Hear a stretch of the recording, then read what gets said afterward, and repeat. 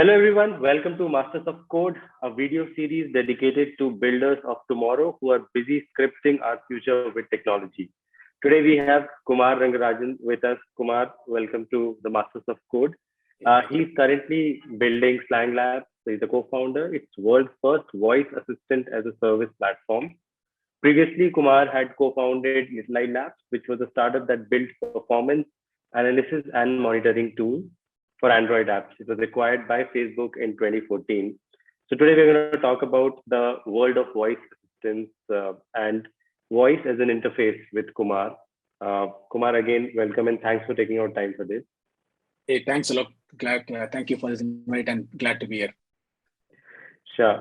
So we'll start directly jump with the topic which is very close to your heart, and we were discussing about it: voice as an interface. We want to start with that. So why don't you run us through some of the challenges which have existed when you talk about the traditional, UI UX interfaces when you're talking about searches, and how does voice solve the problem, and also what are the challenges with voice as an interface, and how should we see it?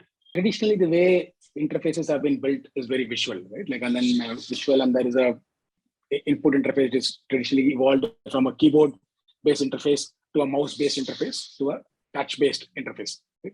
But if you see, and the ones that we're all using today is mostly the touch-based world, right? In the mobile form factor. But these interfaces are not they're not natural in the sense, they don't, unless you have to be trained to be able to use those interfaces. Like a menu means it is something that you can use to navigate. A drop down means you can use it to select. It's not very intuitive. Like you and me would have all faced this problem with even when using a date selector. How do you enter a date? Right? Where do I click to be able to now go back in a particular year? So these interfaces are artificial interfaces which have been connected, but they're the best that we could offer so far. Now, we as people who have evolved from the desktop era and then now onto the mobile era, have sort of understood to use these interfaces. But the whole bunch of new people who are now coming on board, like even people like your parents, my parents, and people from the tier 2, tier 3 cities, when they are now starting to use these interfaces, it is not as natural and as intuitive for them. Right? It creates, there's a certain level of difference, a digital divide it starts to create. We are able to understand this, other people are not able to understand this as intuitively as we would expect them to understand. Right? So this is one problem that exists in the current world of interfaces, because the things have been built with a certain mindset, certain kind of people in time, and then but the world has moved beyond, so it is not it doesn't evolve to that level. The second thing is even for people like you and me, if you want to be able to now do things, there is no way to cut short things faster. You have to keep doing the same repeated clicks. You know that a particular action is available 6 screens below. It's there somewhere in the application, but you have to click 8 times to be able to get to that, right? And it actually creates a friction in your mind. Every time, and I have to know, okay, if I want to be able to get my statement from a bank, it is of course far easier than going to a bank and then getting the statement. But still, we have gotten so used to. But there is a interface slows you down, because I can't just express what I want. I have to convert my thought process into a series of clicks on the screen to be able to get what it is. So every time I have to learn the application rather than the application learning about me, right? So it's there because the application is the master. You are not the master. Right? You are subservient to the way the application is designed and structured. So that's how traditionally the interfaces have been designed. Now, with the advent of voice now voice as an interface now starts to cut across a lot of this one. It has its own sort of challenge, but it solves a lot of things. One is it is what is called a zero dimensional. It is not limited to what is available on the screen. So on your visual interfaces, you are bound by what is available on the screen. And in a small screen, you can't put too many things. So you have to either scroll or go to some other place, and you have to do all the activities to be able to get to what you want. But in a zero-dimensional thing like voice, you are not bound by what is on the screen. You can just say what you want, and the app has essentially infinite dimensions to be able to now consume and then to be able to now take you to wherever it can do. So that is one part. The second thing is now you are not converting your thought process into okay, I have this, I want to achieve this. Now I have to convert them into a series of clicks on the screen. I have to convert them into now you don't have to, you just express your intent.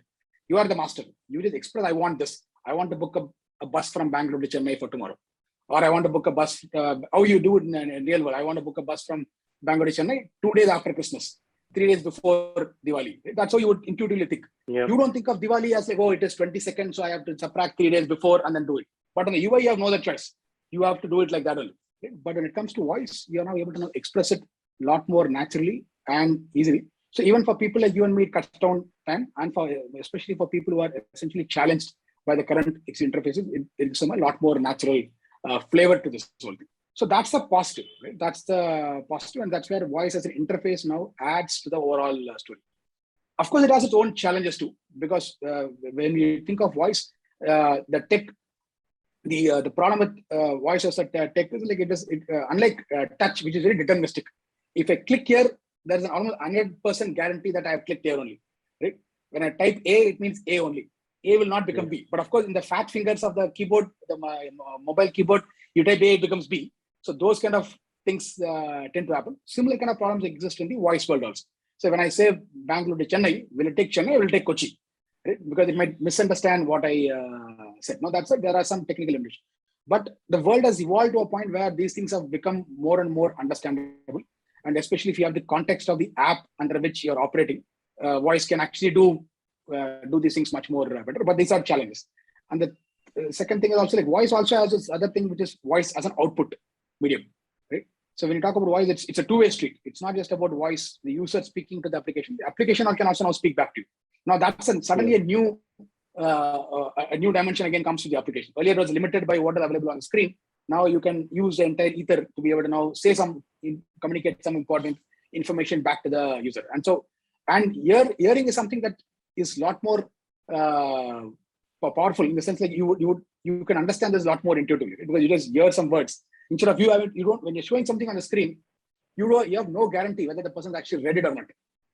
Because it's there somewhere on the screen, it may just come and go. Yeah.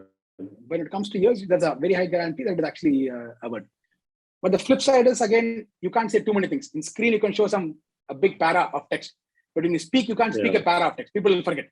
Like, even if I've spoken like the first minute, I'm sure nobody remembered what I spoke 5 minutes back. It's very hard for people to listen to a long conversation. So those are challenges, but it brings in this new dimension, a new interface. So if it is all used and well designed and integrated, this could essentially become a much more and voice, and the whole thing is like voice is not just as a standalone interface. We don't believe voice as a standalone interface. Voice essentially should augment the existing interface. My next question was that because you mentioned, although you're wearing a t-shirt which says voice revolution, but you said that you fundamentally disagree to the point that it's voice as an interface is revolutionary. It's rather evolutionary. Yeah. Right. Good. So why do you think so? And because you mentioned that it augments. So how do you think? Because look, you have gone through your own journey over the last 4-5 years of Flying Labs. So, and you would have picked your own set of learnings. And I see that you guys very actively share that on your blog as well, which is very good.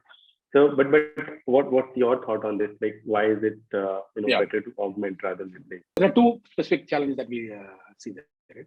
So one is like moment you bring in voice. Now the problem with voice is like while it is very natural, it also the same natural experience creates a certain perception in human mind that I can just say whatever I want, right? So the same zero-dimensional issue creates like everything is not possible. Right? So now my expectation of the system is very high.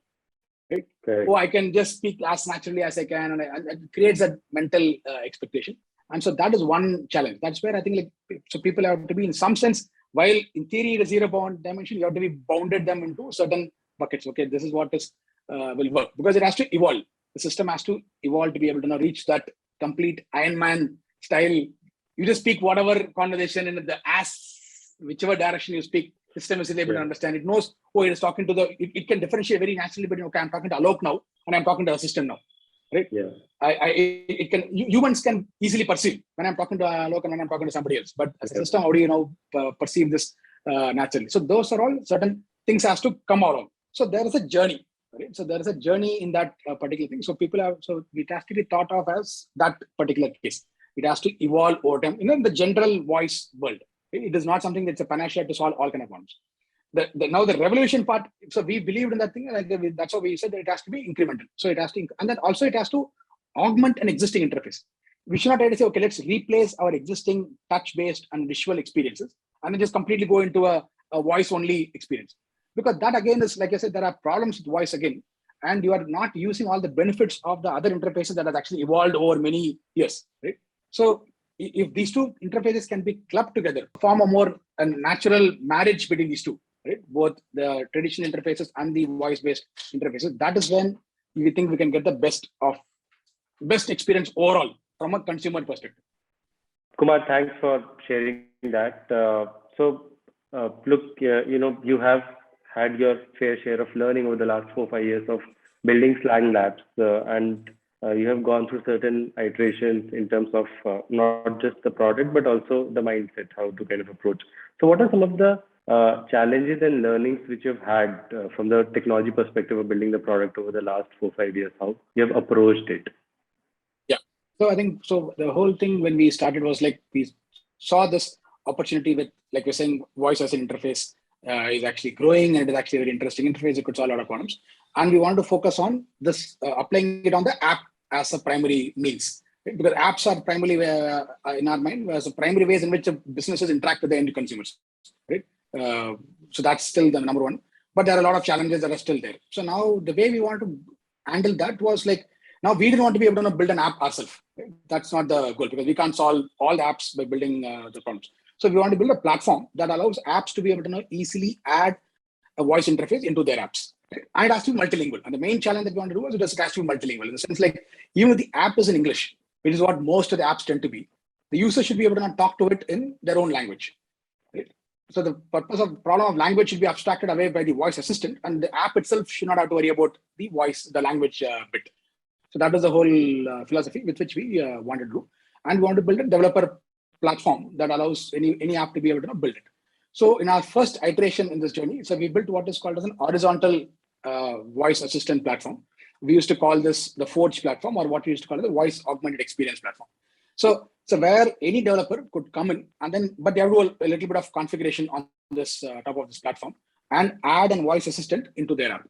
It provides all the lower level knobs and everything else that is there in a very nicely tight-knit package. It provides a lot of flexibility, but people still have to be able to spend time to be able to design voice interface conversation on top of their application using this platform.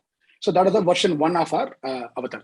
What we realized is like voice is still experimental in people's mind, right? While we have a strong belief that it's an eventual thing, it'll happen there, especially when you go into the metaverse. This is the most likely going to become the de facto interface. But in today's world, it is still experimental. Right? So people are doing, and a lot of apps, and especially India is now in the forefront, but it is still not, it's not leapfrog yet. So there's a good growth curve, but it's still early in that growth curve.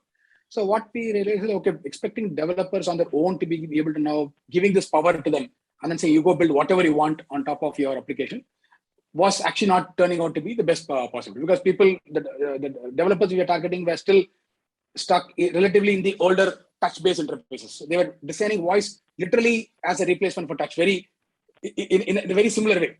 It wasn't really making use of the power of voice as ideally as they should be able to know, because that's again not their fault, because they are not developers, they're not designers in that sense. And even the traditional UI designers don't think in a conventional design. So all of these challenges didn't exist.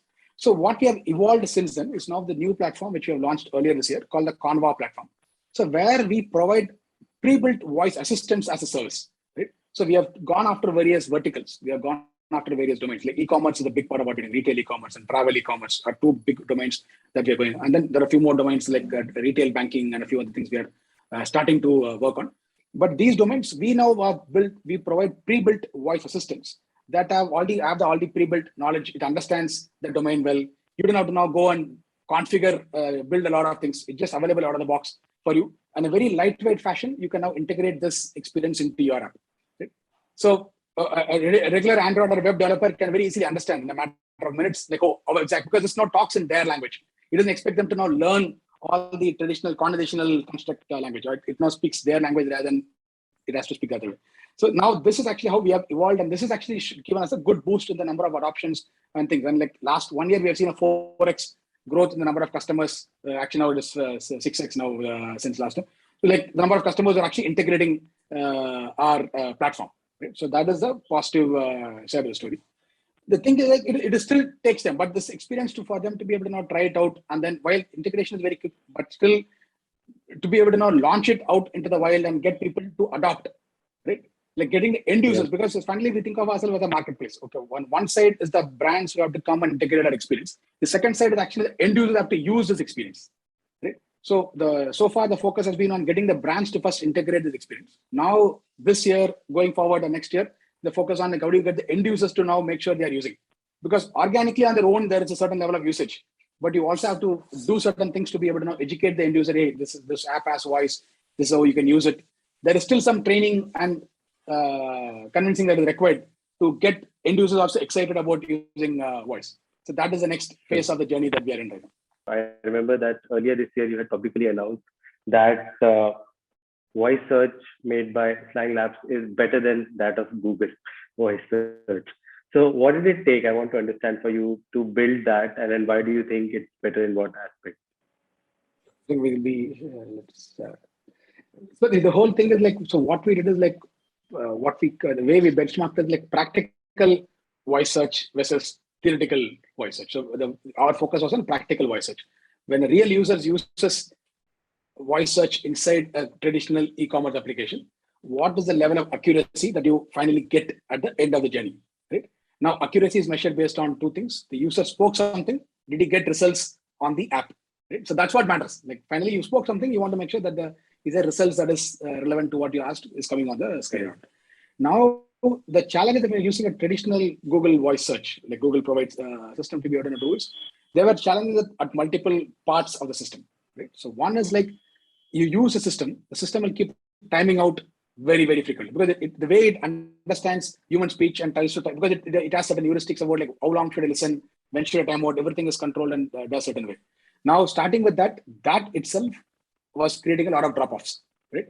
Like the number of times people can't even speak correctly, or it will get cut in the middle of a sentence when they're just thinking about some things, because you don't know exactly what you have to spend some time thinking about what you want to buy, right? It's not like you know exactly what. So the system wasn't built for a real end user's mindset, right? So it was just very technical product.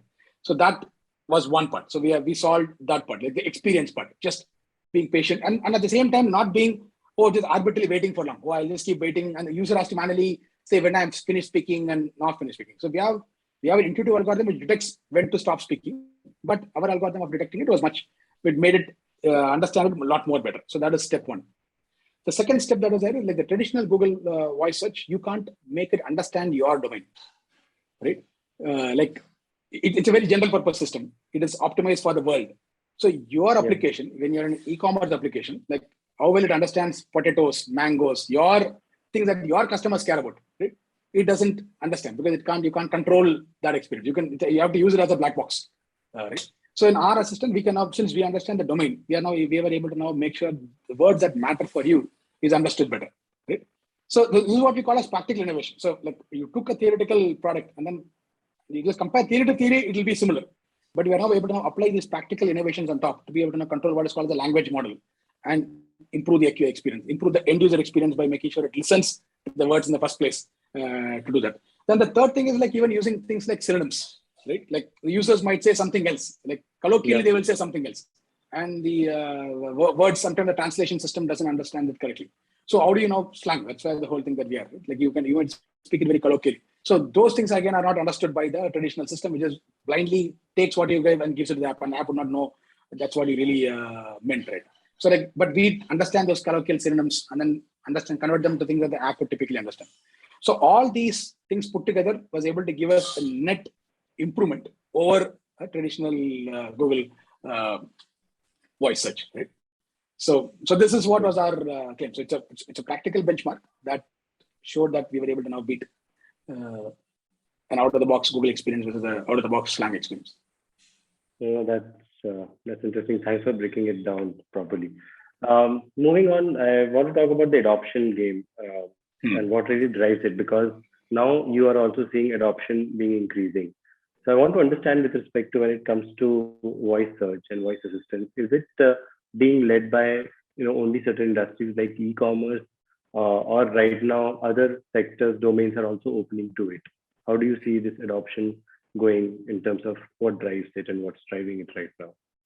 Yeah, I think so. Today, what is driving it is e-commerce has been the number one sector, because I think like all the large e-commerce players have realized the value of doing this, because for them to be able to grow, because one of the fastest growing segment is e-commerce, and inside that especially grocery and other commonly used e-commerce, and now the DTC brands are also coming in and expanding quite well. Right? So for them to be able to now reach out to a lot more part of India, the people who have never shopped before, the first time shoppers, or even as a competitive differentiation between somebody else. Right? So this is becoming the another low-hanging, almost like a low-hanging fruit capability to be able to now add this experience. So I think e-commerce is clearly one segment that is driving it because of the fact it is pan-India. The use case is pan-India. Right? Yep. So that is where the thing is. So that is the second one, which is actually one of the things which kickstarted even in India even before, was like the travel domain. Right? Travel is another place where voice has actually been used. People have experimented with voice. A few other places before us, but individual app players have actually experimented with voice inside their application, because there are a lot of information that people have to fill in for a typical, just a simple search. If you want to be able to now provide for a bus booking or train booking, there are at least some 4 or 5 inputs you have to provide, right? And every input is a drop off, right? Because something could go wrong. So now with voice, you don't think of it like individual thing. You just think of it like one single line, and it's up to the app to be able to figure out what it breaks down into, what the app cares about, and then speak. So travel is another popular thing. It had taken some hit during the COVID era, but now it is back with the bang. It is growing quite back, and people are doing revenge travel. So it'll only keep growing. So that's another thing. The third thing that is in the West, especially in the West, in the US, actually the financial segment has actually been the one that is leading in the voice assistant interfaces. All the major banks, like starting with Bank of America some 2-3 years back, to US Bank, to Capital One, to now a lot more banks. Now some of the major banks have now started adding a voice interface, a voice assistant inside their apps. In India, we have yet to catch on to that thing, but we are actually working with a couple of players who are now starting to think, okay, that is going to become important even in India, right? So that's another segment that is now catching on. So those are new segments. The fourth segment, which is also like just starting to show a lot of interest, is the jobs category. Right? A lot of gig jobs have now grown. A lot of apps which are doing gig jobs, and they are now targeting the tier 2, tier 3 mass, the standard gig jobs. Now, for them to be able to now use an app and quickly to be able to now find a job that is relevant for them, like again, use voice-based search to be able to say, is there a driver job in Jayanagar tomorrow? Okay. To be able to quickly say such things. Right? That's another interesting use case that is also evolving. Oh, wow. Yeah, it's interesting. Sure, fair enough. And now I want to talk about currently with respect to Slang Labs, with respect to this industry, what are the current set of challenges you think which are existing and which will play a crucial role in defining the future as well? So I think so. Right now, I think where we are, I think, like I was saying, like one of the key things is like the consumer side adoption of this technology, right? So there is a good tailwind, and there's a good anecdotal data, and then there is also industry data about how Google search is growing in general, and people are doing the amount of voice search that is happening inside. There is enough trends that are there to show like this is going to become an interface that is going to grow more and more importance in the future. So that is the trends are all there, but the adoption is still a little early, right? So the number of people who are actually actively adopting it is not out of the box right now, right? It's still early. It's very positive. It's not like very low. It's not like nobody's using it. There are some people, and there are people, once they start using it, they love it, right? They stick on to it. They don't go back to the traditional touch interface. And like my wife is an anecdotal example. I keep saying this term. So when we were experimenting with Big Basket before, so we had a voice assistant inside the Android version of the app. Now my wife had an iPhone app, and she's a doctor, and she would place orders. She was the one who typically uses Big Basket to place orders. Once I asked her to try out the voice experience on the Android phone, then she liked it so much. Then she would not place an order on the iPhone, right? Because it felt like so much more effort now to place an order on that phone. So she would wait for me to come back home and wait for my phone to come be available, so that before she could place an order, right? So it had that kind of a behavior changing aspect is also there into this. Right? So, but that will take time. So any behavior changing things will take time. So that's that thing. So it's like if brands have patience, which have a slightly longer term horizon about thinking, they expect magic to happen today. Yes, it's not going to create magic today, but in the near term, it's definitely going to create. And you have to be, if you can be early on, you can catch and create, set the standard for how the experience should even be. Right? So, or otherwise you have to be able to follow up with other people and then just follow the standards set by others. Wow. I mean, yeah, that's, I think, a big thing. The iPhone user. Yeah. moving to Android for certain features. But all right, so just the last bit now, I want to talk about the future, right? When you talk about the future of voice as search and also of Slang Labs, what next 1-2 years look like for you? So I think like I was saying, the primary goal right now is to so it's a two-sided system. So we have been getting good traction on the brand side, adding it. So the goal is to keep expanding that into more and more domains. Like we were initially on the like we are doing grocery, fashion, pharmacy, and a few other domains. So we want to be able to expand more and more of the e-commerce domains. And then again in bus, flight, travel. So you want to be able to expand and doing into banking. So expanding into more and more verticals is one part of the story. The next big thing is actually the bigger thing is figuring out ways to increase adoption. Like how do we make sure people are able to now, how do we design this voice experience in a way that makes it more attractive for people to try it out, right? Because people have to try it out before they once they like it, and then they will stick on to it. And then what are the things that you have to do? How do you now merge with the traditional touch-based experience that people typically do, the app-based experience, and the voice experience has to work together in a nice way. So figuring out ways to increase consumer level adoption is the next big thing that we are focusing on. Then on the product side, a lot of interesting things that we're doing. So we are working on like doing something called streaming NLP. So where even as a user is speaking, like traditionally the way it happens is like, so users speak, you wait for some time, then once the entire thing is there, then you try to figure out, okay, what the user said, then do some action. Now, even as a user is speaking, he has not finished the entire thing. He's speaking. Now, how do you now start doing actions? Right? Because there is something that is already spoken, which is already probably relevant and done. Right? So now you can add, like for example, a simple example is like, okay, there is a list. You want to buy grocery. You're not buying typically one item, right? You want to buy some 10, 15 items. Right? So even as I speak the first item, and I'm about to speak the second item, and they say today we are so used to doing it item by item. Right? You first search mango. Okay, go look at it, add it. Then goes type banana. Do this. No, instead, I will just say I want 5 packets of banana. I want 2 kg onion. So I'm not finished speaking. I'm speaking it as one single flow.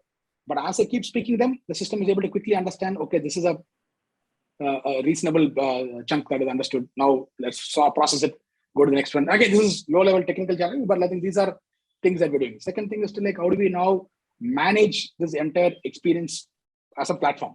Because users will say something that will not be understood, because this is not, like I said, it is not a deterministic system. It's not always going to work 100%, right? It might work for you, it might not work for me. It's very probabilistic based, and the items are constantly have to be updated, right? Like in e-commerce, like okay, sometimes the item might be available, but the system might not recognize the item.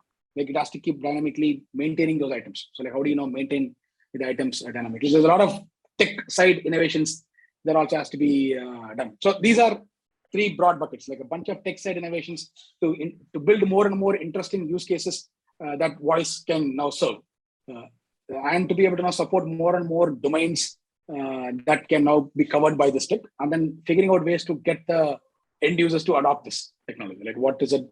Because like how Alexa does a lot of things to be able to now it's not just about buying the device. It also has to figure out ways to keep you engaged. Correct. Right? So now what kind of things that we can do to make it more engaging for the end user?